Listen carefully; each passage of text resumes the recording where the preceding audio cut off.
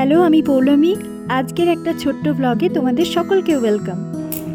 আজকের ওয়েদারটা এত বহুদিন পর যেন এরকম ওয়েদার দেখছি। আজকের ওয়েদারটা দেখে একদমই মনে হচ্ছে পুজো আর বেশি দেরি নেই। কিন্তু কোথাও গিয়ে সেই ছোটোবেলাটাকে প্রচণ্ড প্রচণ্ড মিস করি। ছোটোবেলায় পুজোর যে আনন্দটা ছিল সেটা যেন কোথাও গিয়ে কমে যাচ্ছে। যত বড় হচ্ছি তত সব কিছু মিলিয়ে কোথাও গিয়ে যেন সেই ছোটোবেলার আনন্দটা কিন্তু আর নেই। পুজো আসছে, হ্যাঁ, একটা ভালো লাগা তো অবশ্যই আছে। বাঙালির কাছে দুর্গা পুজো একটা ইমোশন, শুধু পুজো নয়। তো সব কিছু মিলিয়ে কোথাও গিয়ে যেন মনে হচ্ছে পুজোর আনন্দটা যত বড় হচ্ছি তত যেন কমে যাচ্ছে। তো তোমাদের সাথেও কি এরকমটা হয়? প্লিজ একটু জানিও তো। যাই হোক, চলো আজকে একটা নতুন রেসিপি ট্রাই করব। সেটা হলো দুধ পোলাও। আমি এটা একটা ভিডিওতে অনেক আগে দেখেছিলাম, তারপর ভেবেছিলাম এটা তৈরি করব, কিন্তু আর হয়ে ওঠেনি। তাই ভাবলাম আজকে একটু হাতে সময় আছে, আর বাড়িতে কিছুটা গোবিন্দভোগ চালও ছিল, আমি সেই চালটা দিয়েই করেছি। তো প্রথমেই প্রসেস খুবই সিম্পল, যেভাবে তোমরা ফ্রাইড রাইস করো সেই ধরনেরই প্রসেস।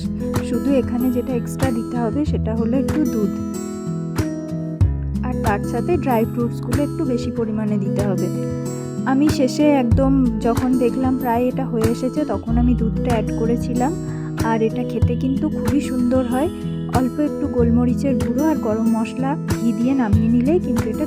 আর এদিকের আইটেমে ছিল মহারানী চিকেন। এটা কিন্তু প্রথমে আমি আমার দিদির কাছ থেকে জানতে পেরেছিলাম, আর তারপরে আমি ইউটিউবে সার্চ করে এটার ফুল রেসিপিটা নিয়েছিলাম।